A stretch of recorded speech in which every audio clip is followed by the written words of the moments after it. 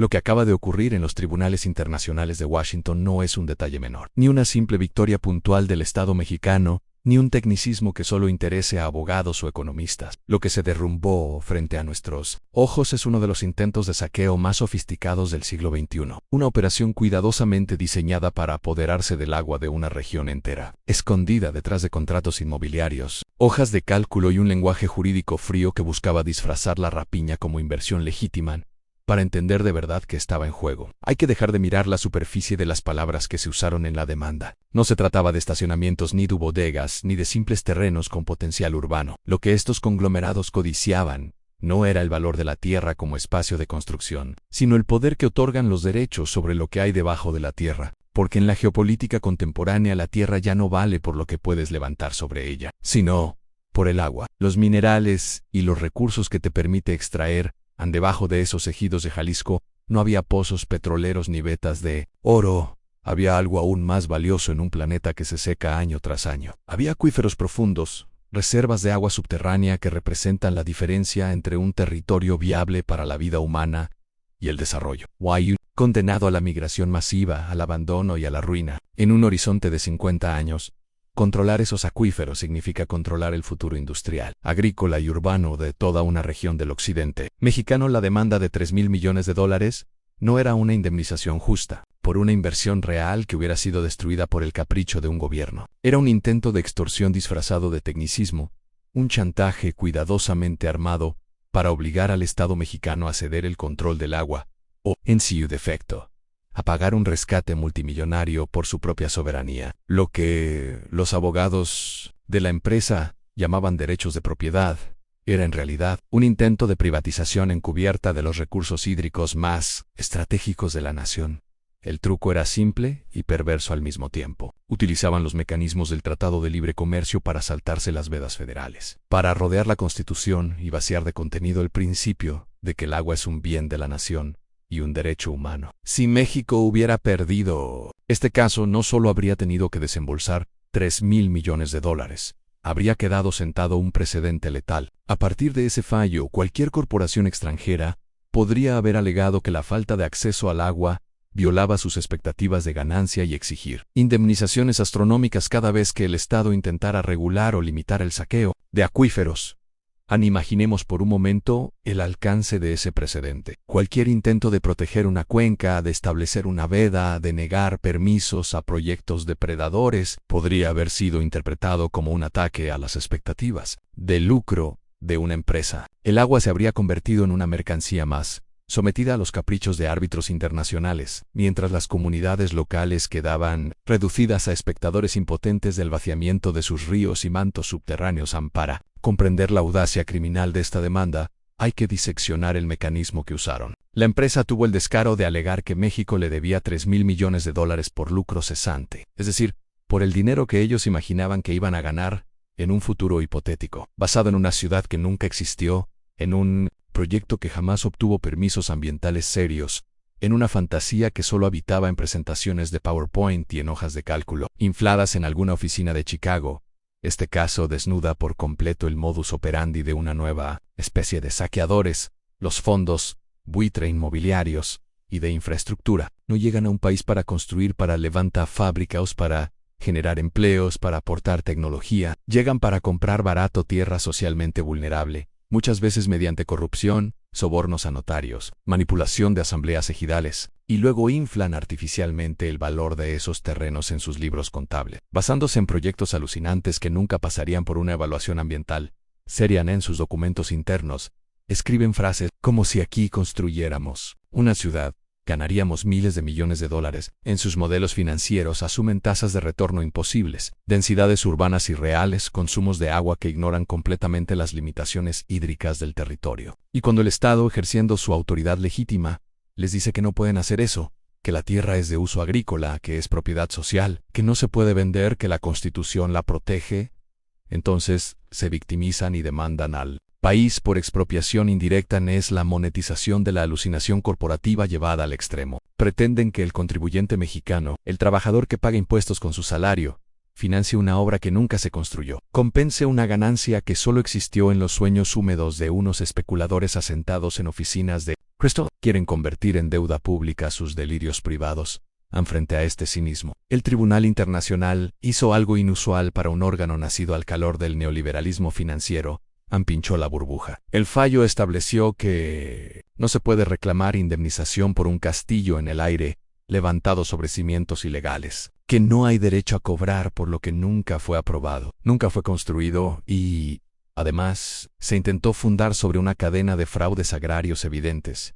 Este fallo es un golpe durísimo a la economía de la ficción, a ese capitalismo que ya ni siquiera necesita producir cosas reales, sino que se dedica a inflar expectativas, a vender humo jurídicamente blindado. Envía un mensaje claro a los mercados en el futuro imaginario. No puede ser tratado como si fuera un activo tangible cuando está montado sobre corrupción y violaciones constitucionales. Ya no basta con presentar hojas de cálculo para exigir el pago de algo que solo existió en la fantasía, pero para entender por qué este caso es tan profundo, hay que hablar de un actor del que casi nadie quiere hablar en los medios tradicionales. El cártel de los abogados y notarios. Ninguna empresa extranjera puede montar un esquema de saqueo de esta magnitud, sin aliados internos, sin una red de bufetes que conozcan al detalle las cañerías del sistema judicial, las debilidades de las instituciones, los vacíos que se pueden explotar.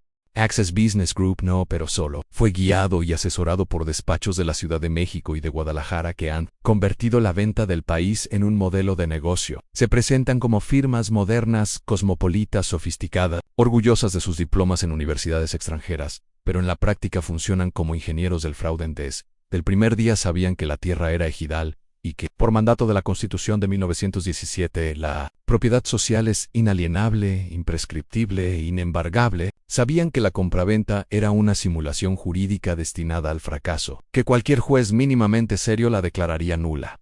Pero eso no les impidió seguir adelante. Al contrario, cobraron honorarios multimillonarios por diseñar el esquema, por maquillar la ilegalidad, por construir laberintos contractuales que encubrieran el despojo cuando el negocio se vino abajo, porque la realidad legal y social se impuso. No reconocieron su error, no dijeron a sus clientes extranjeros que se habían metido en una empresa. Lo que hicieron fue cobrar todavía más dinero por encabezar la ofensiva internacional contra México, presentándose ahora como defensores del inversionista extranjero, supuestamente atropellado. Crearon el problema facilitando la corrupción y luego cobraron por intentar solucionarlo. Son mercenarios de la ley, jugando a dos bandas, sin lealtad ni al país, ni siquiera a sus propios clientes. Solo a sus cuentas bancarias. En el fallo del tribunal los ha dejado desnudos, no solo como traidores a su propia nación, sino como asesores incompetentes a los ojos de quienes los contrataron. Porque lo que el tribunal dice en términos diplomáticos es que la empresa no tiene razón, pero leído con atención, el mensaje implícito es aún más severo. La defensa mexicana demostró que quien sostuvo durante años que el esquema era legal, mintió. Esos despachos vendieron espejitos, prometieron un triunfo que sabían improbable, arrastraron a la empresa a una guerra suicida contra el Estado mexicano, con tal de seguir cobrando sus honorarios a largo plazo. El colapso de la reputación de estos intermediarios vale incluso más que los 3,000 millones que México no tendrá que pagar. Porque sin abogados locales dispuestos a fabricar ilegalidades y vestirlas de legalidad, las operaciones de saqueo se vuelven mucho más difíciles. La victoria jurídica no solo ahuyenta a ciertos buitres, también pone en la mira a sus cómplices domésticos, esos que creyeron que podían jugar eternamente en la sombra. Ahora bien, muchos se preguntan por qué una institución que forma parte del aparato del Banco Mundial, creada para dar seguridad a las inversiones privadas occidentales, se atrevió a fallar contra una empresa de Estados Unidos y a favor de un gobierno que ha criticado abiertamente el neoliberalismo. La explicación no está en una súbita conversión moral de los árbitros, sino en el miedo, en un miedo frío, calculado, a perder el control del tablero mundial. En Washington y las élites financieras que lo rodean están obsesionadas con un fantasma que deja de ser fantasma para volverse realidad en la fragmentación del mundo en bloques. El ascenso de agrupaciones como los países emergentes del sur, que crean sus propios bancos de desarrollo, sus propios sistemas de pago, sus propios mecanismos de arbitraje, saben que si siguen utilizando las cortes internacionales como instrumentos descarados de saqueo, los países del sur global comenzarán a abandonar esos foros y buscarán justicia en otros espacios. Si en este caso el tribunal hubiera ordenado a México pagar 3,000 millones de dólares por una fantasía inmobiliaria montada sobre ilegalidades agrarias, el mensaje para todo el sur global habría sido devastador. Habría confirmado la imagen de un sistema amañado en el que el Estado siempre pierde, aunque tenga la razón, y la empresa siempre gana, aunque haya actuado con corrupción descarada. En un contexto donde la segunda economía latinoamericana es un socio comercial clave para Estados Unidos, ese error habría sido imperdonable. En Estados Unidos está jugando otra partida en paralelo, la del llamado acercamiento de cadenas productivas. Quiere traer producción desde Asia hacia América del Norte, y para eso necesita México funcionando estable, con finanzas públicas que no estén reventadas por indemnizaciones absurdas. Permitir que una empresa depredadora arruinara fiscalmente a su vecino del sur habría sido un otegal geopolítico en toda la extensión de la palabra AN. Por eso se produjo un ajuste silencioso. El imperio disciplinó a uno de sus propios peones corporativos para proteger el tablero. Prefirió sacrificar a una empresa ambiciosa que arriesgarse a perder a un socio estratégico que es clave en la competencia con China. La seguridad de la cadena industrial norteamericana pesó más que las ganancias imaginarias de unos inversionistas del sector inmobiliario. Empero, esta victoria no es solamente un capítulo cerrado, es una caja de herramientas que queda sobre la mesa y que puede ser usada en otros frentes. El argumento central de México fue sencillo y potente. Si la adquisición original de la tierra fue ilegal, todo el proyecto está viciado desde el origen y no merece protección bajo tratados internacionales. Esa lógica no se aplica solo a un caso en Jalisco. Se proyecta como una sombra sobre el mapa completo de actividades extractivas en el país en cientos. Quizá miles de concesiones mineras operan hoy sobre tierras ejidales en estados como Sonora, Zacatecas, Guerrero y Durango. Muchas de esas concesiones se sostienen en contratos de ocupación temporal o arrendamientos obtenidos mediante métodos idénticos a los de este caso. Asambleas manipuladas, firmas de ejidatarios ya fallecidos, pagos ridículos por hectárea, mientras se extraen millones en oro, plata o litio. Si el gobierno mexicano decidiera aplicar con rigor el mismo criterio que presentó en Washington, podría revisar expediente por expediente y declarar nulos de pleno derecho muchos de esos contratos. No sería expropiación, sería reconocimiento de que nunca hubo un derecho legítimo. La tierra volvería a manos de la comunidad o del Estado, sin necesidad de indemnizar a corporaciones que basaron su presencia en el despojo disfrazado de legalidad.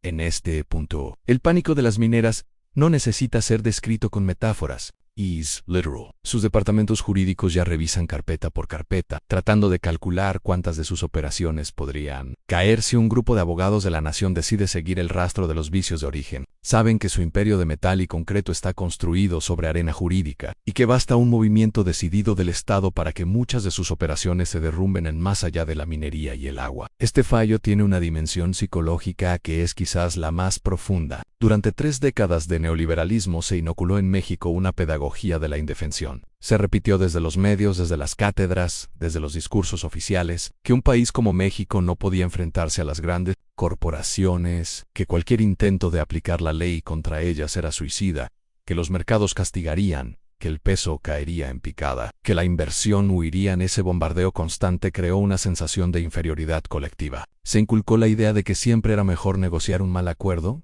que arriesgarse a pelear un buen pleito. Mejor ceder un poco de tierra, un poco de agua, un poco de soberanía, que provocar la furia de las empresas. Mejor pagar la extorsión que enfrentarse a los extorsionadores.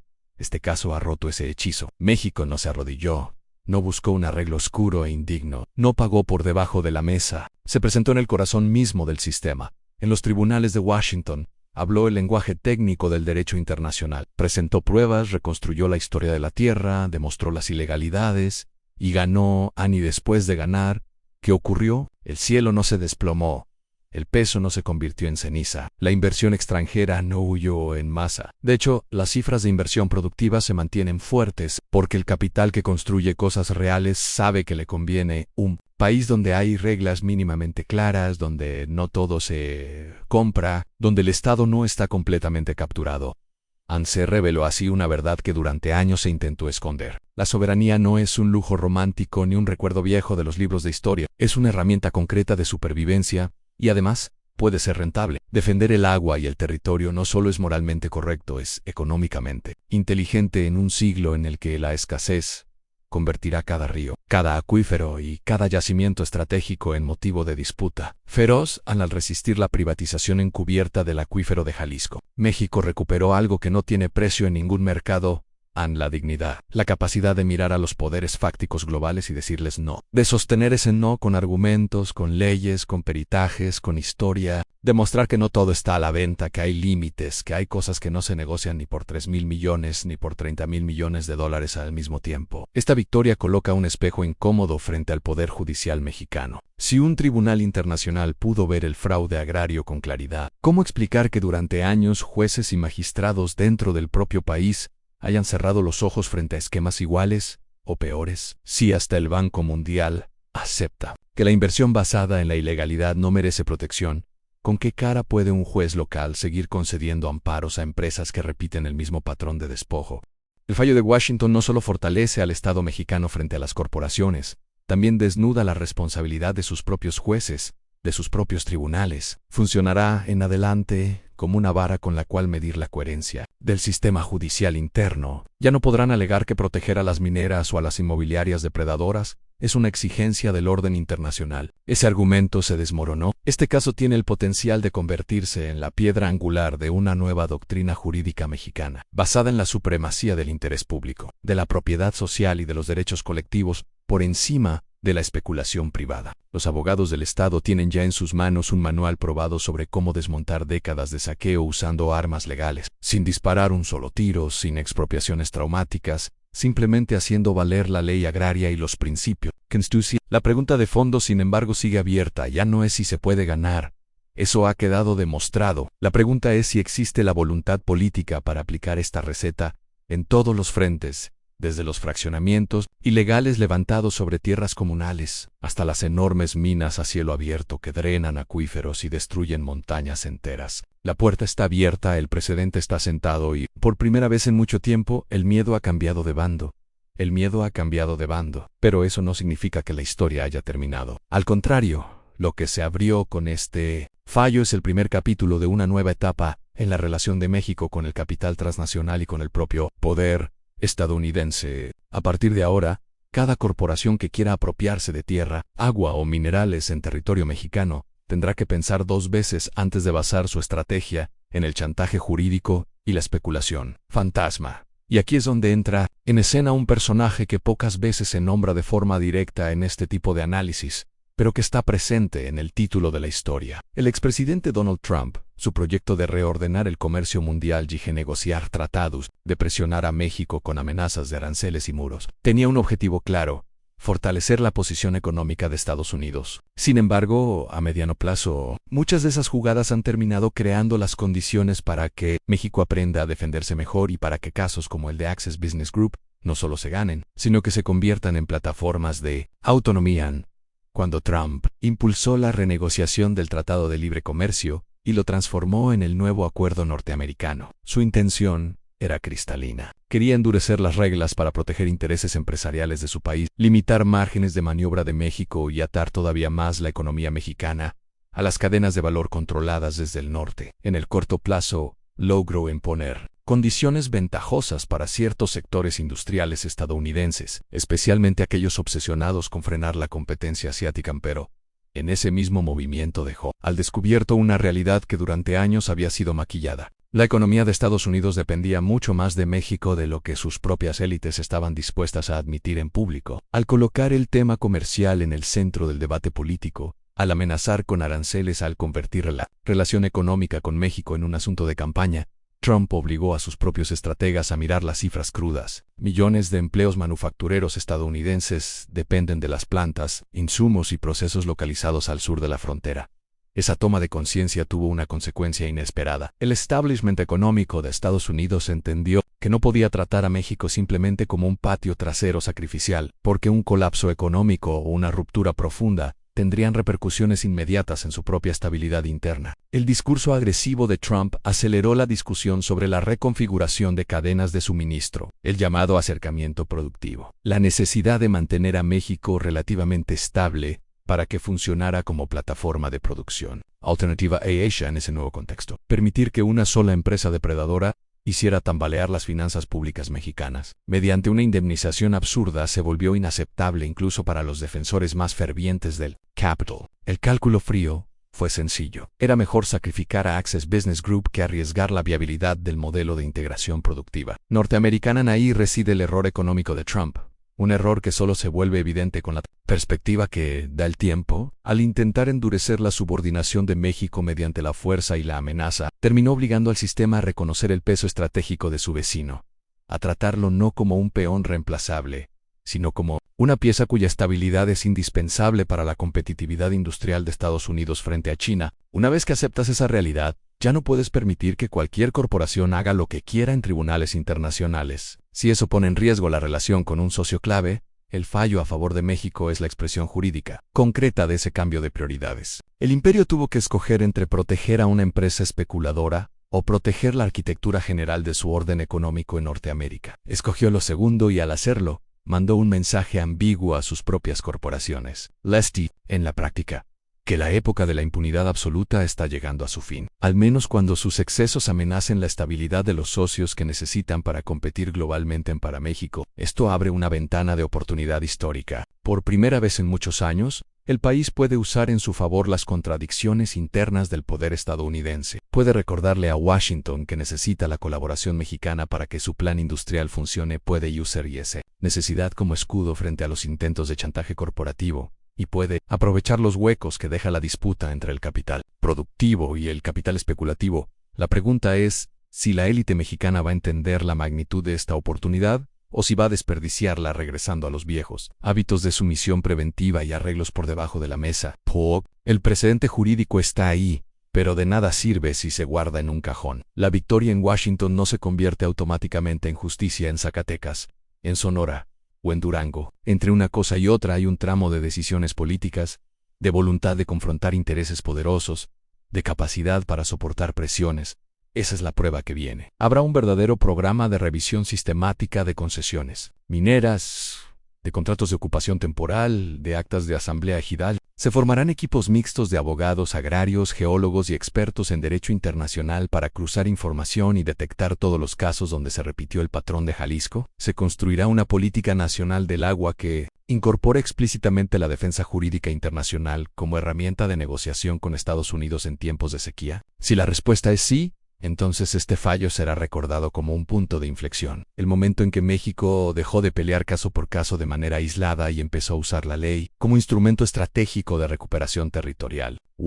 Si la respuesta es no, si la victoria se celebra unos días y luego se olvida, si las mismas firmas de abogados que participaron en este saqueo siguen dictando políticas desde los despachos del centro del país, entonces el potencial transformador se diluirá y la estructura de despojo buscará nuevas formas de camuflarse. La presión no viene solo del exterior, viene también de adentro. Las cámaras empresariales que se beneficiaron durante décadas del acceso barato a tierra y agua no van a quedarse cruzadas de brazos. Van a intentar matizar el precedente, limitar su alcance, presentar la idea de que se trató de un caso excepcional, irrepetible, imposible de generalizar. Intentarán convencer a la opinión pública de que tocar las concesiones mineras o revisar contratos antiguos sería peligroso, que ahuyentaría la inversión, que crearía inseguridad jurídica, pero este discurso se enfrenta, ahora, a un contraejemplo. Irrefutable. México defendió su agua, defendió su tierra, y lejos de ser castigado, salió fortalecido. La moneda no se desplomó, la inversión productiva no desapareció, la reputación internacional del país mejoró. Los hechos desmienten la amenaza. La supuesta maldición que caería sobre cualquier nación que ose defenderse resultó ser un mito funcional a los intereses del saqueo. En este nuevo escenario, las organizaciones campesinas, las comunidades ejidales y los movimientos socioambientales tienen en sus manos un arma que antes no existía. Ya no solo pueden hablar de injusticia moral o de destrucción ecológica, ahora pueden señalar un precedente concreto, un fallo internacional que reconoce que cuando la tenencia de la tierra nace de la ilegalidad, los grandes proyectos pierden su derecho a reclamar protección. Pueden exigir que lo ocurrido en Jalisco no sea la excepción, sino el modelo al mismo tiempo. La juventud mexicana que se forma hoy en derecho, economía, ingeniería y ciencias ambientales tiene ante sí una tarea. Se necesita una generación de profesionales que no vea el derecho internacional como un instrumento exclusivo del capital, sino como un terreno de disputa donde también los estados y los pueblos pueden ganar si se preparan, si investigan, si documentan con rigor y si se atreven a pelear los casos hasta el final. Imaginemos a estudiantes de derecho agrario revisando expedientes olvidados en archivos municipales, encontrando inconsistencias en actas de hace 20 años. Imaginemos a geólogos colaborando con comunidades para mapear acuíferos y demostrar cómo los proyectos extractivos los ponen en riesgo. Imaginemos a economistas calculando el verdadero costo social y ambiental de las minas, frente a los beneficios que prometen en cifras infladas. Todo ello articulado con una estrategia de defensa que sepa usar tanto los tribunales nacionales como los internacionales. Esa es la dimensión más esperanzadora de este episodio. Nos recuerda que el derecho no es solamente el lenguaje aburrido de contratos interminables, sino también un campo de batalla donde se puede frenar a los poderosos cuando se combinan conocimiento técnico, valentía política y organización social. La historia de este juicio demuestra que la ley, cuando se usa en serio, puede ser un muro contra los proyectos de saqueo, incluso en la casa del propio imperio. Mientras tanto, al norte del río Bravo, los estrategas económicos de Estados Unidos saben que el fallo a favor de México no solo resolvió un conflicto puntual, también envió una señal peligrosa para su modelo histórico de dominación. Envió el mensaje de que los países que se organizan, que documentan la ilegalidad, que construyen defensas sólidas, pueden ganar incluso en los foros diseñados originalmente para disciplinarlos para un imperio que atraviesa un momento de declive relativo. Ese mensaje es un recordatorio incómodo. Ya no basta con tener el músculo militar, el control de la moneda de referencia mundial y la influencia sobre las grandes instituciones financieras. Ahora también tiene que lidiar con estados que han aprendido las reglas del juego jurídico global y que están dispuestos a usarlas en su contra cuando sea necesario. En el error económico de Trump, germen de muchas de estas tensiones, fue creer que podía endurecer las relaciones comerciales, humillar públicamente a sus socios y al mismo tiempo conservar la obediencia dócil del pasado. Subestimó la capacidad de reacción de México.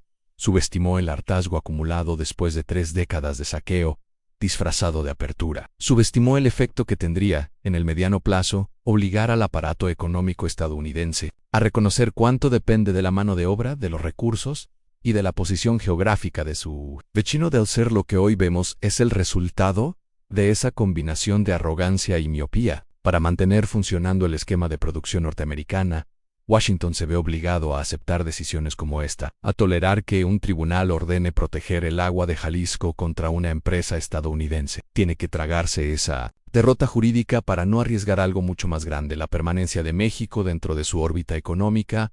Y ahí, precisamente, es donde el país tiene margen para maniobrar. No se trata de caer en triunfalismos ingenuos ni de creer que el peligro ha pasado. Las corporaciones volverán, con otros nombres, con otros abogados, con nuevas tácticas. El capital siempre busca caminos alternos cuando se le cierra una puerta. Pero ahora México sabe que puede resistir, que puede ganar, que no está condenado a firmar cheques en blanco. Cada vez que recibe una amenaza en inglés, la tarea que sigue es convertir esta victoria en política de Estado, en práctica cotidiana, en cultura jurídica, que cada juez, cada fiscal, cada funcionario encargado de otorgar permisos entienda que ya no vive en la época en la que cualquier empresa extranjera podía invocar tratados para pisotear la ley interna, que ahora existe un precedente que respalda al servidor público, que se atreva a decir no cuando la ley se viola. Así es Oker. Dentro de unos años miraremos hacia atrás y veremos este caso no solo como una anécdota sonada, sino como el punto en el que México dejó de sentirse un país indefenso frente al capital global y empezó, lentamente, a convertirse en un actor que entiende su fuerza, que defiende su agua, su tierra y su futuro con algo más poderoso que los discursos patrióticos vacíos, con la ley, con la organización y con la convicción ya probada, de que la dignidad también puede ganar en los tribunales del mundo. Lo que este episodio revela, si lo observamos con atención, va mucho más allá de un litigio internacional. Es una radiografía del momento histórico que atraviesa el planeta, el paso de un orden económico dominado por la especulación financiera a uno que, aunque todavía incierto, empieza a exigir control real sobre los recursos naturales, el agua, los minerales y la tierra. México, sin buscarlo directamente, se ha convertido en un símbolo de ese tránsito, en el laboratorio donde se ensaya una nueva forma de soberanía en medio del colapso del viejo modelo neoliberal, porque el neoliberalismo, más que un conjunto de políticas económicas, fue una pedagogía global del sometimiento. Enseñó a los países del sur que resistirse era inútil, que el capital siempre ganaba, que no había alternativa. Convirtió la palabra inversión en un fetiche que debía adorarse sin preguntas, en nombre de la atracción de capitales. Se privatizaron puertos, minas, ferrocarriles, tierras, selvas y hasta los derechos al agua de las comunidades. Se nos dijo que así era la modernidad, pero el caso Access Business Group demuestra que ese relato tiene grietas. Que cuando un Estado decide aplicar su propia constitución, cuando estudia los contratos, los orígenes de la tierra, las firmas falsificadas, las asambleas manipuladas, y presenta los hechos ante el tribunal que el propio sistema creó, puede ganar. Que la verdad jurídica y el interés público todavía tienen fuerza, si hay decisión política para defenderlos.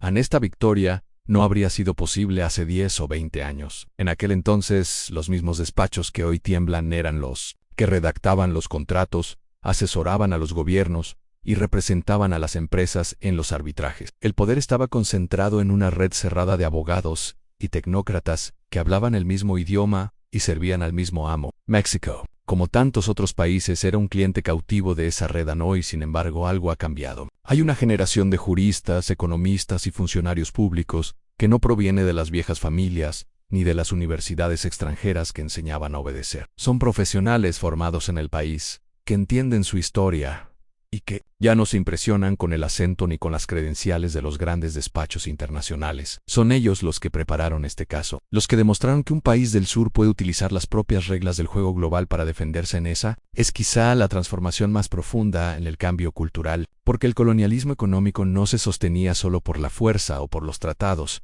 sino por la idea de inferioridad, por la convicción instalada en las élites de que siempre era mejor obedecer que enfrentarse. Este fallo destruye esa creencia y con ello golpea la base psicológica del modelo de dependencia. No es casual que los efectos de esta victoria se sientan también en otros ámbitos. Desde el día en que se anunció el fallo, las comunidades ejidales de varios estados comenzaron a preguntar a sus abogados si podían revisar sus contratos con mineras, con desarrolladoras, con empresas energéticas. Lo que antes parecía intocable se volvió cuestionable. Lo que antes parecía normal, arrendar una montaña por centavos, comenzó a verse como una aberración a los movimientos sociales y campesinos. Han encontrado en esta sentencia una bandera común. Ya no es solo una lucha local, de un pueblo contra una empresa, sino una causa nacional respaldada por un precedente internacional. Por primera vez en décadas los campesinos pueden mirar al gobierno y decirle: ustedes ganaron allá, ahora, cumplan aquí y esto tiene un efecto político de largo alcance. En un país donde el poder económico suele traducirse en poder mediático, los triunfos populares rara vez logran imponerse en la narrativa pública, pero este caso ha sido tan contundente que ni siquiera los grandes medios pudieron ignorarlo. Del todo, la noticia se filtró, las redes sociales la amplificaron, y millones de personas se enteraron de que México puede ganar contra una empresa estadounidense en su propio terreno. Esa idea, repetida en voz alta, tiene una fuerza movilizadora que ningún discurso ideológico podría lograr. Además, hay una dimensión ambiental que hasta ahora ha pasado desapercibida en la mayoría de los análisis. Defender los acuíferos de Jalisco no es solo una cuestión económica o legal, es una cuestión de supervivencia ecológica. En un mundo donde las sequías prolongadas se multiplican y los conflictos por el agua ya son parte del paisaje global, conservar el control sobre los mantos subterráneos es una cuestión de seguridad nacional. Las proyecciones climáticas indican que buena parte del norte y occidente de México enfrentará en las próximas décadas un estrés hídrico creciente. En ese contexto, permitir que corporaciones privadas controlen las fuentes de agua sería un suicidio colectivo, y este marca por tanto una línea roja que va más allá de lo jurídico. El agua no se negocia, se protege y aquí se enlaza la dimensión geopolítica, porque mientras México reafirma el carácter público del agua, en otros lugares del mundo se acelera su mercantilización. En Estados Unidos, en Chile, en Australia ya existen mercados financieros donde se especula con derechos de uso del agua como si fueran acciones o bonos. La victoria mexicana en Washington, Paradise y Kemen llega como una advertencia en el corazón de ese sistema. El agua no puede ser tratada como un activo más sin consecuencias políticas. Lo que acaba de ocurrir en los tribunales internacionales de Washington no es un detalle menor, ni una simple victoria puntual del Estado mexicano, ni un tecnicismo que solo interese a abogados o economistas. Lo que se derrumbó frente a nuestros ojos es uno de los intentos de saqueo más sofisticados del siglo XXI, una operación cuidadosamente diseñada para apoderarse del agua de una región entera, escondida detrás de contratos inmobiliarios, hojas de cálculo y un lenguaje jurídico frío que buscaba disfrazar la rapiña como inversión legítima. Para entender de verdad qué estaba en juego, hay que dejar de mirar la superficie de las palabras que se usaron en la demanda. No se trataba de estacionamientos ni de bodegas, ni de simples terrenos con potencial urbano. Lo que estos conglomerados codiciaban no era el valor de la tierra como espacio de construcción, sino el poder que otorgan los derechos sobre lo que hay debajo de la tierra. porque en la geopolítica contemporánea la tierra ya no vale por lo que puedes levantar sobre ella, sino por el agua, los minerales y los recursos que te permite extraer. Debajo de esos ejidos de Jalisco no había pozos petroleros ni vetas de oro. Había algo aún más valioso en un planeta que se seca año tras año. Había acuíferos profundos, reservas de agua subterránea que representan la diferencia entre un territorio viable para la vida humana y el desarrollo. Wayuu, condenado a la migración masiva, al abandono y a la ruina, en un horizonte de 50 años, controlar esos acuíferos significa controlar el futuro industrial, agrícola y urbano de toda una región del occidente mexicano. La demanda de $3,000 millones no era una indemnización justa por una inversión real que hubiera sido destruida por el capricho de un gobierno. Era un intento de extorsión disfrazado de tecnicismo, un chantaje cuidadosamente armado para obligar al Estado mexicano a ceder el control del agua, o, en su defecto, a pagar un rescate multimillonario por su propia soberanía, lo que los abogados de la empresa llamaban derechos de propiedad. Era en realidad un intento de privatización encubierta de los recursos hídricos más estratégicos de la nación. El truco era simple y perverso al mismo tiempo. Utilizaban los mecanismos del Tratado de Libre Comercio para saltarse las vedas federales, para rodear la Constitución y vaciar de contenido el principio de que el agua es un bien de la nación y un derecho humano. Si México hubiera perdido este caso, no solo habría tenido que desembolsar $3,000 millones, habría quedado sentado un precedente letal. A partir de ese fallo, cualquier corporación extranjera podría haber alegado que la falta de acceso al agua violaba sus expectativas de ganancia y exigir indemnizaciones astronómicas cada vez que el Estado intentara regular o limitar el saqueo de acuíferos. Imaginemos por un momento el alcance de ese precedente. Cualquier intento de proteger una cuenca, de establecer una veda, de negar permisos a proyectos depredadores, podría haber sido interpretado como un ataque a las expectativas de lucro de una empresa. El agua se habría convertido en una mercancía más, sometida a los caprichos de árbitros internacionales, mientras las comunidades locales quedaban reducidas a espectadores impotentes del vaciamiento de sus ríos y mantos subterráneos. Para comprender la audacia criminal de esta demanda, hay que diseccionar el mecanismo que usaron. La empresa tuvo el descaro de alegar que México le debía $3,000 millones por lucro cesante, es decir, por el dinero que ellos imaginaban que iban a ganar en un futuro hipotético, basado en una ciudad que nunca existió, en un proyecto que jamás obtuvo permisos ambientales serios, en una fantasía que solo habitaba en presentaciones de PowerPoint y en hojas de cálculo, infladas en alguna oficina de Chicago. Este caso desnuda por completo el modus operandi de una nueva especie de saqueadores. Los fondos buitre inmobiliarios y de infraestructura no llegan a un país para construir, para levantar fábricas, para generar empleos, para aportar tecnología. Llegan para comprar barato tierra socialmente vulnerable, muchas veces mediante corrupción, sobornos a notarios, manipulación de asambleas ejidales, y luego inflan artificialmente el valor de esos terrenos en sus libros contables, basándose en proyectos alucinantes que nunca pasarían por una evaluación ambiental. Serían en sus documentos internos, escriben frases como si aquí construyéramos una ciudad, ganaríamos miles de millones de dólares. En sus modelos financieros asumen tasas de retorno imposibles, densidades urbanas irreales, consumos de agua que ignoran completamente las limitaciones hídricas del territorio. Y cuando el Estado, ejerciendo su autoridad legítima, les dice que no pueden hacer eso, que la tierra es de uso agrícola, que es propiedad social, que no se puede vender, que la Constitución la protege, entonces se victimizan y demandan al país por expropiación indirecta. Es la monetización de la alucinación corporativa llevada al extremo. Pretenden que el contribuyente mexicano, el trabajador que paga impuestos con su salario, financie una obra que nunca se construyó, compense una ganancia que solo existió en los sueños húmedos de unos especuladores asentados en oficinas de Crystal. Quieren convertir en deuda pública sus delirios privados. Frente a este cinismo, el Tribunal Internacional hizo algo inusual para un órgano nacido al calor del neoliberalismo financiero. Pinchó la burbuja. El fallo estableció que no se puede reclamar indemnización por un castillo en el aire levantado sobre cimientos ilegales, que no hay derecho a cobrar por lo que nunca fue aprobado, nunca fue construido y, además, se intentó fundar sobre una cadena de fraudes agrarios evidentes.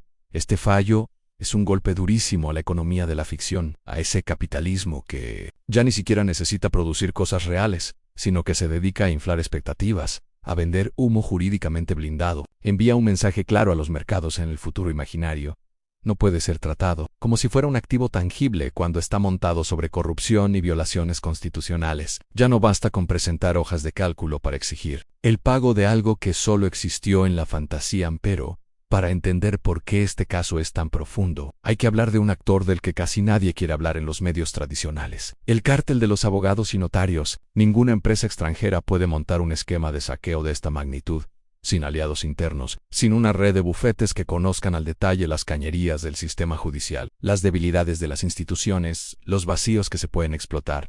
Access Business Group no operó solo, fue guiado y asesorado por despachos de la Ciudad de México y de Guadalajara que han convertido la venta del país en un modelo de negocio. Se presentan como firmas modernas, cosmopolitas, sofisticadas, orgullosas de sus diplomas en universidades extranjeras, pero en la práctica funcionan como ingenieros del fraude. Del primer día sabían que la tierra era ejidal y que, por mandato de la Constitución de 1917, la propiedad social es inalienable, imprescriptible e inembargable. Sabían que la compraventa era una simulación jurídica destinada al fracaso, que cualquier juez mínimamente serio la declararía nula.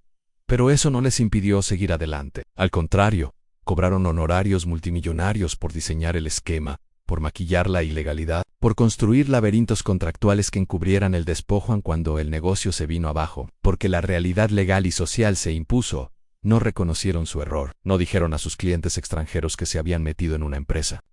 Lo que hicieron fue cobrar todavía más dinero por encabezar la ofensiva internacional contra México, presentándose ahora como defensores del inversionista extranjero supuestamente atropellado. Crearon el problema facilitando la corrupción y luego cobraron por intentar solucionarlo. Son mercenarios de la ley, jugando a dos bandas, sin lealtad ni al país, ni siquiera a sus propios clientes. Solo a sus cuentas bancarias. En el fallo del tribunal los ha dejado desnudos, no solo como traidores a su propia nación, sino como asesores incompetentes a los ojos de quienes los contrataron. Porque lo que el tribunal dice en términos diplomáticos es que la empresa no tiene razón, pero leído con atención, el mensaje implícito es aún más severo. La defensa mexicana demostró que quien sostuvo durante años que el esquema era legal, mintió. Esos despachos vendieron espejitos, prometieron un triunfo que sabían improbable, arrastraron a la empresa a una guerra suicida contra el Estado mexicano, con tal de seguir cobrando sus honorarios a largo plazo. El colapso de la reputación de estos intermediarios vale incluso más que los 3,000 millones que México no tendrá que pagar. Porque sin abogados locales dispuestos a fabricar ilegalidades y vestirlas de legalidad,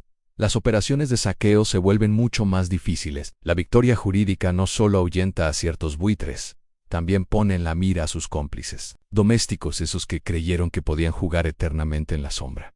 Ahora bien, muchos se preguntan por qué una institución que forma parte del aparato del Banco Mundial, creada para dar seguridad a las inversiones privadas occidentales, se atrevió a fallar contra una empresa de Estados Unidos y a favor de un gobierno que ha criticado abiertamente el neoliberalismo. La explicación no está en una súbita conversión moral de los árbitros, sino en el miedo, en un miedo frío, calculado, a perder el control del tablero mundial. En Washington y las élites financieras que lo rodean están obsesionadas con un fantasma que deja de ser fantasma para volverse realidad en la fragmentación del mundo en bloques. El ascenso de agrupaciones como los países emergentes del sur, que crean sus propios bancos de desarrollo, sus propios sistemas de pago, sus propios mecanismos de arbitraje, saben que si siguen utilizando las cortes internacionales como instrumentos descarados de saqueo, los países del sur global comenzarán a abandonar esos foros y buscarán justicia en otros espacios.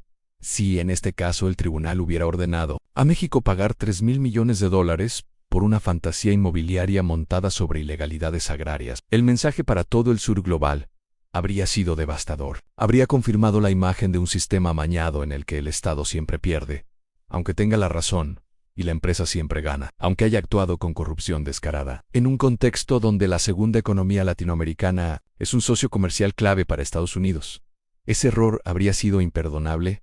En Estados Unidos está jugando otra partida en paralelo, la del llamado acercamiento de cadenas productivas. Quiere traer producción desde Asia hacia América del Norte, y para eso necesita México funcionando estable, con finanzas públicas que no estén reventadas por indemnizaciones absurdas. Permitir que una empresa depredadora arruinara fiscalmente a su vecino del sur habría sido un otegal geopolítico en toda la extensión de la palabra.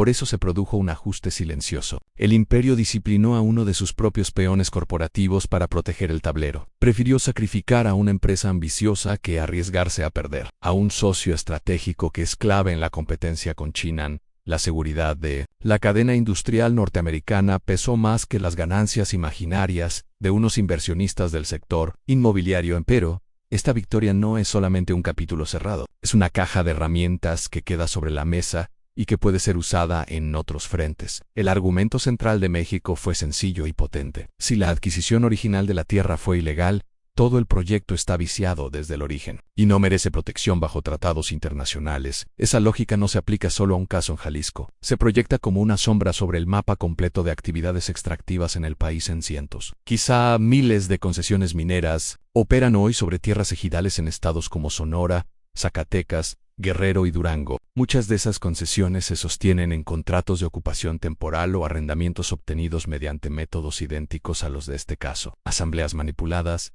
firmas de ejidatarios ya fallecidos, pagos ridículos por hectárea, mientras se extraen millones en oro, plata o litio. Si el gobierno mexicano decidiera aplicar con rigor el mismo criterio que presentó en Washington, podría revisar expediente por expediente y declarar nulos de pleno derecho muchos de esos contratos. No sería expropiación, sería reconocimiento de que nunca hubo un derecho legítimo. La tierra volvería a manos de la comunidad o del Estado, sin necesidad de indemnizar a corporaciones que basaron su presencia en el despojo disfrazado de legalidad.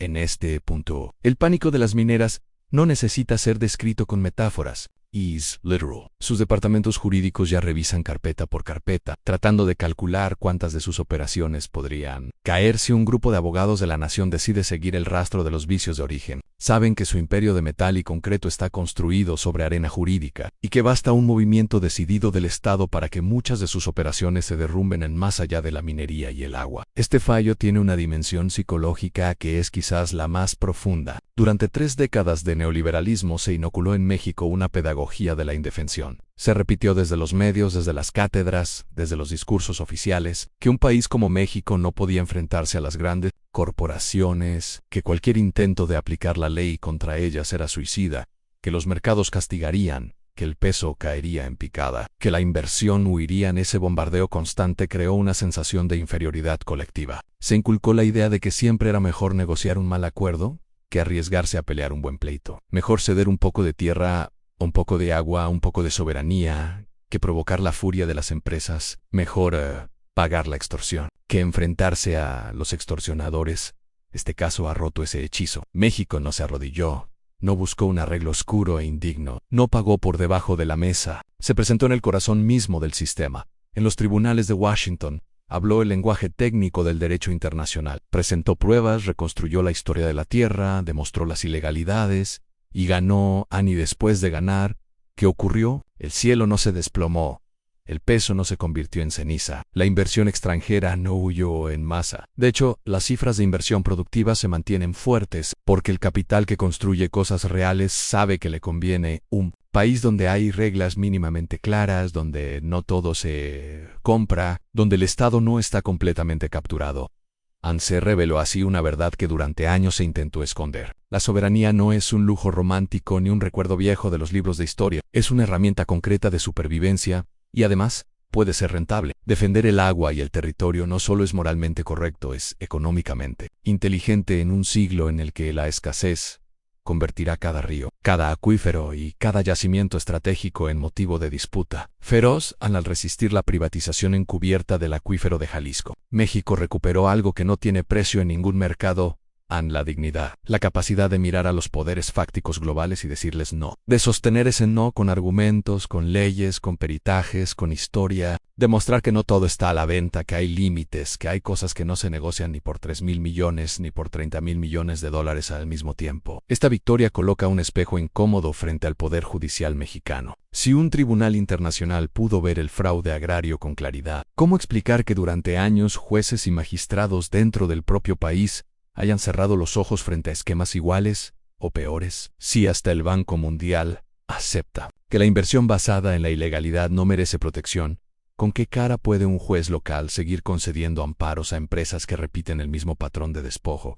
El fallo de Washington no solo fortalece al Estado mexicano frente a las corporaciones, también desnuda la responsabilidad de sus propios jueces, de sus propios tribunales. Funcionará en adelante como una vara con la cual medir la coherencia del sistema judicial interno. Ya no podrán alegar que proteger a las mineras o a las inmobiliarias depredadoras es una exigencia del orden internacional. Ese argumento se desmoronó. Este caso tiene el potencial de convertirse en la piedra angular de una nueva doctrina jurídica mexicana, basada en la supremacía del interés público, de la propiedad social y de los derechos colectivos por encima de la especulación privada. Los abogados del Estado tienen ya en sus manos un manual probado sobre cómo desmontar décadas de saqueo usando armas legales, sin disparar un solo tiro, sin expropiaciones traumáticas, simplemente haciendo valer la ley agraria y los principios. La pregunta de fondo, sin embargo, sigue abierta. Ya no es si se puede ganar.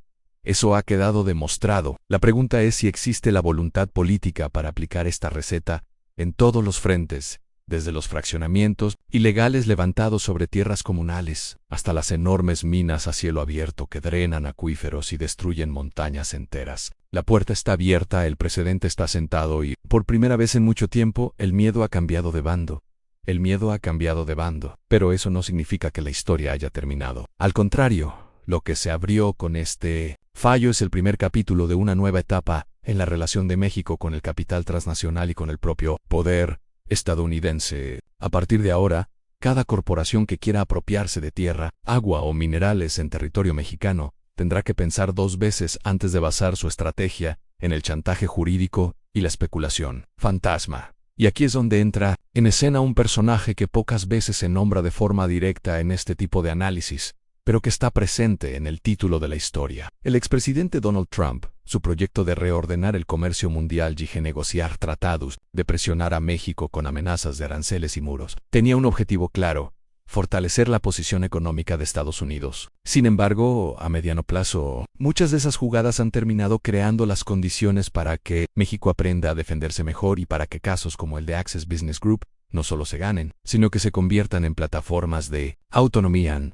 Cuando Trump impulsó la renegociación del Tratado de Libre Comercio y lo transformó en el nuevo acuerdo norteamericano, su intención era cristalina. Quería endurecer las reglas para proteger intereses empresariales de su país, limitar márgenes de maniobra de México y atar todavía más la economía mexicana a las cadenas de valor controladas desde el norte. En el corto plazo, logró imponer condiciones ventajosas para ciertos sectores industriales estadounidenses, especialmente aquellos obsesionados con frenar la competencia asiática, pero en ese mismo movimiento dejó al descubierto una realidad que durante años había sido maquillada. La economía de Estados Unidos dependía mucho más de México de lo que sus propias élites estaban dispuestas a admitir en público. Al colocar el tema comercial en el centro del debate político, al amenazar con aranceles, al convertir la relación económica con México en un asunto de campaña, Trump obligó a sus propios estrategas a mirar las cifras crudas. Millones de empleos manufactureros estadounidenses dependen de las plantas, insumos y procesos localizados al sur de la frontera.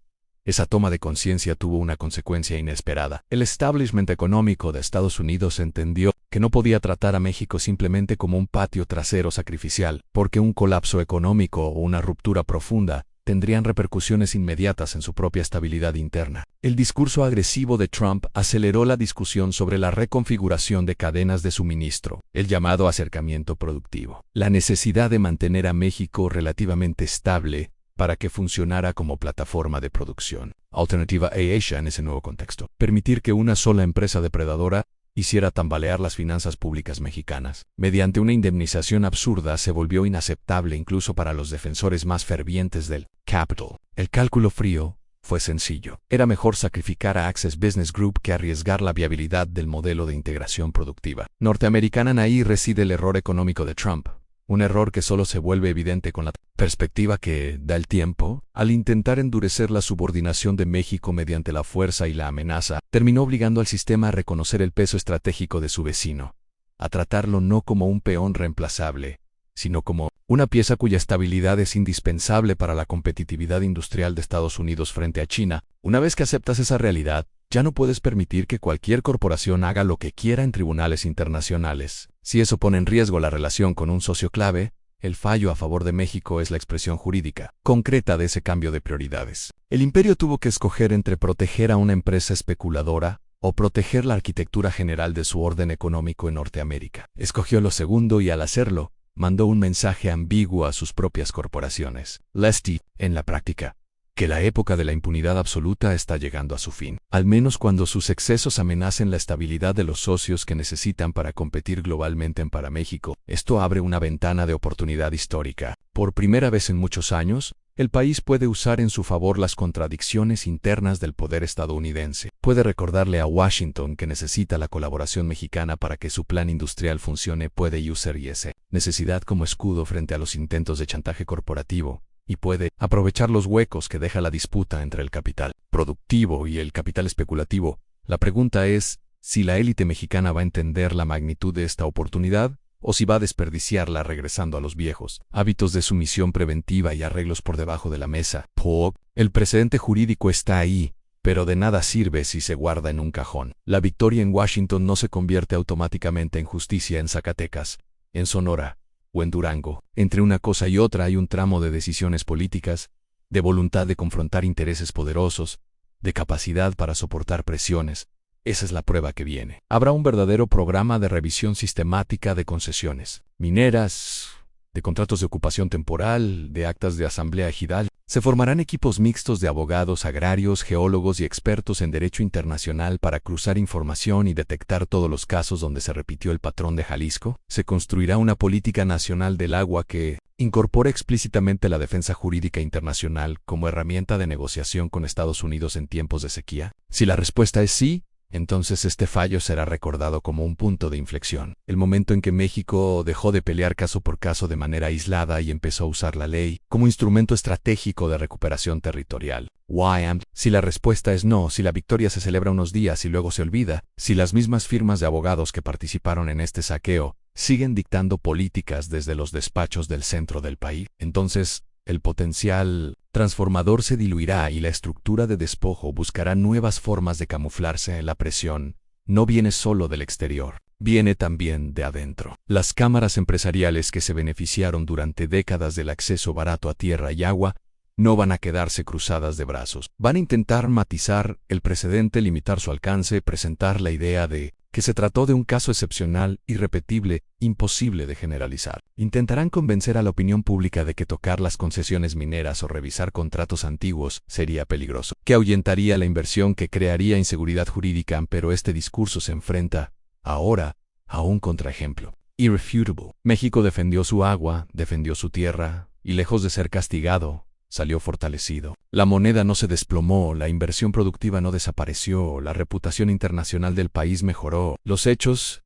desmienten la amenaza. La supuesta maldición que caería sobre cualquier nación que ose defenderse resultó ser un mito funcional a los intereses del saqueo. En este nuevo escenario, las organizaciones campesinas, las comunidades ejidales y los movimientos socioambientales tienen en sus manos un arma que antes no existía. Ya no solo pueden hablar de injusticia moral o de destrucción ecológica.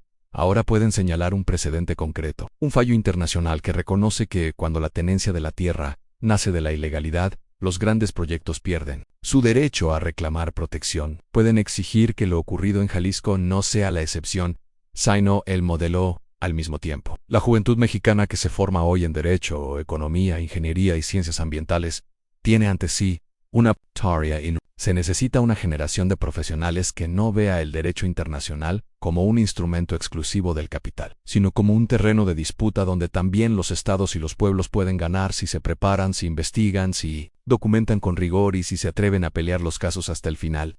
Imaginemos a estudiantes de derecho agrario revisando expedientes olvidados en archivos municipales, encontrando inconsistencias en actas de hace 20 años. Imaginemos a geólogos colaborando con comunidades para mapear acuíferos y demostrar cómo los proyectos extractivos los ponen en riesgo. Imaginemos a economistas calculando el verdadero costo social y ambiental de las minas, frente a los beneficios que prometen en cifras infladas. Todo ello articulado con una estrategia de defensa que sepa usar tanto los tribunales nacionales como los internacionales. Esa es la dimensión más esperanzadora de este episodio. Nos recuerda que el derecho no es solamente el lenguaje aburrido de contratos interminables, sino también un campo de batalla, donde se puede frenar a los poderosos cuando se combinan conocimiento técnico, valentía política y organización social. La historia de este juicio demuestra que la ley, cuando se usa en serio, puede ser un muro contra los proyectos de saqueo, incluso en la casa del propio imperio. Mientras tanto, al norte del río Bravo, Los estrategas económicos de Estados Unidos, saben que el fallo a favor de México no solo resolvió un conflicto puntual, también envió una señal peligrosa para su modelo histórico de dominación. Envió el mensaje de que los países que se organizan, que documentan la ilegalidad, que construyen defensas sólidas pueden ganar incluso en los foros diseñados originalmente para disciplinarlos para un imperio que atraviesa un momento de declive relativo. Ese mensaje es un recordatorio incómodo. Ya no basta con tener el músculo militar, el control de la moneda de referencia mundial y la influencia sobre las grandes instituciones financieras. Ahora también tiene que lidiar con estados que han aprendido las reglas del juego jurídico global y que están dispuestos a usarlas en su contra cuando sea necesario. En el error económico de Trump, germen de muchas de estas tensiones, fue creer que podía endurecer las relaciones comerciales, humillar públicamente a sus socios y al mismo tiempo conservar la obediencia dócil del pasado. Subestimó la capacidad de reacción de México. Subestimó el hartazgo acumulado después de 3 décadas de saqueo, disfrazado de apertura. Subestimó el efecto que tendría, en el mediano plazo, obligar al aparato económico estadounidense a reconocer cuánto depende de la mano de obra, de los recursos y de la posición geográfica de su vecino. Del ser lo que hoy vemos es el resultado de esa combinación de arrogancia y miopía. Para mantener funcionando el esquema de producción norteamericana, Washington se ve obligado a aceptar decisiones como esta, a tolerar que un tribunal ordene proteger el agua de Jalisco contra una empresa estadounidense. Tiene que tragarse esa derrota jurídica para no arriesgar algo mucho más grande, la permanencia de México dentro de su órbita económica, y ahí, precisamente, es donde el país tiene margen para maniobrar. No se trata de caer en triunfalismos ingenuos ni de creer que el peligro ha pasado. Las corporaciones volverán, con otros nombres, con otros abogados, con nuevas tácticas. El capital siempre busca caminos alternos cuando se le cierra una puerta. Pero ahora México sabe que puede resistir, que puede ganar, que no está condenado a firmar cheques en blanco. Cada vez que recibe una amenaza en inglés, la tarea que sigue es convertir esta victoria en política de Estado, en práctica cotidiana, en cultura jurídica, que cada juez, cada fiscal, cada funcionario encargado de otorgar permisos entienda que ya no vive en la época en la que cualquier empresa extranjera podía invocar tratados para pisotear la ley interna, que ahora existe un precedente que respalda al servidor público que se atreva a decir no cuando la ley se viola. Si eso ocurre. Dentro de unos años miraremos hacia atrás y veremos este caso no solo como una anécdota sonada, sino como el punto en el que México dejó de sentirse un país indefenso frente al capital global y empezó, lentamente, a convertirse en un actor que entiende su fuerza, que defiende su agua, su tierra y su futuro con algo más poderoso que los discursos patrióticos vacíos, con la ley, con la organización y con la convicción ya probada, de que la dignidad también puede ganar en los tribunales del mundo. Lo que este episodio revela, si lo observamos con atención, va mucho más allá de un litigio internacional. Es una radiografía del momento histórico que atraviesa el planeta,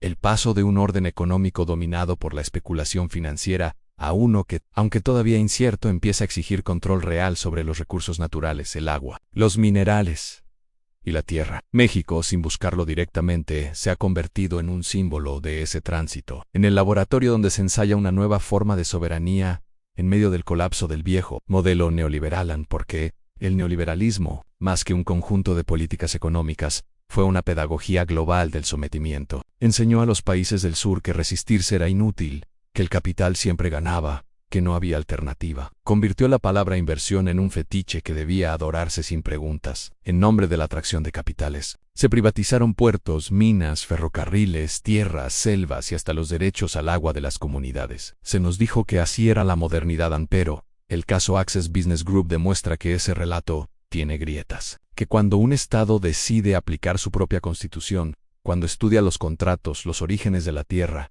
las firmas falsificadas, las asambleas manipuladas, y presenta los hechos ante el tribunal que el propio sistema creó, puede ganar. Que la verdad jurídica y el interés público todavía tienen fuerza, si hay decisión política para defenderlos.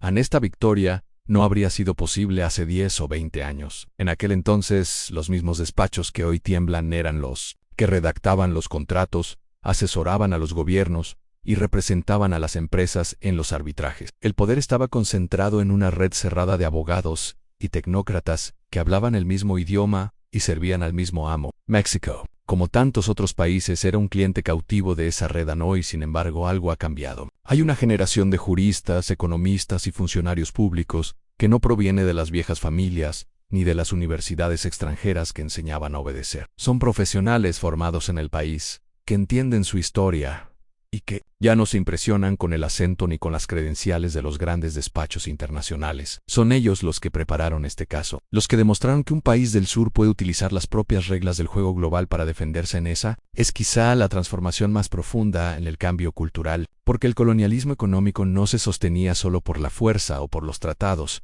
sino por la idea de inferioridad, por la convicción instalada en las élites de que siempre era mejor obedecer que enfrentarse. Este fallo destruye esa creencia y con ello golpea la base psicológica del modelo de dependencia. No es casual que los efectos de esta victoria se sientan también en otros ámbitos. Desde el día en que se anunció el fallo, las comunidades ejidales de varios estados comenzaron a preguntar a sus abogados si podían revisar sus contratos con mineras, con desarrolladoras, con empresas energéticas. Lo que antes parecía intocable se volvió cuestionable. Lo que antes parecía normal, arrendar una montaña por centavos, comenzó a verse como una aberración a los movimientos sociales y campesinos. Han encontrado en esta sentencia una bandera común. Ya no es solo una lucha local, de un pueblo contra una empresa, sino una causa nacional respaldada por un precedente internacional. Por primera vez en décadas los campesinos pueden mirar al gobierno y decirle: ustedes ganaron allá, ahora, cumplan aquí en... Y esto tiene un efecto político de largo alcance. En un país donde el poder económico suele traducirse en poder mediático,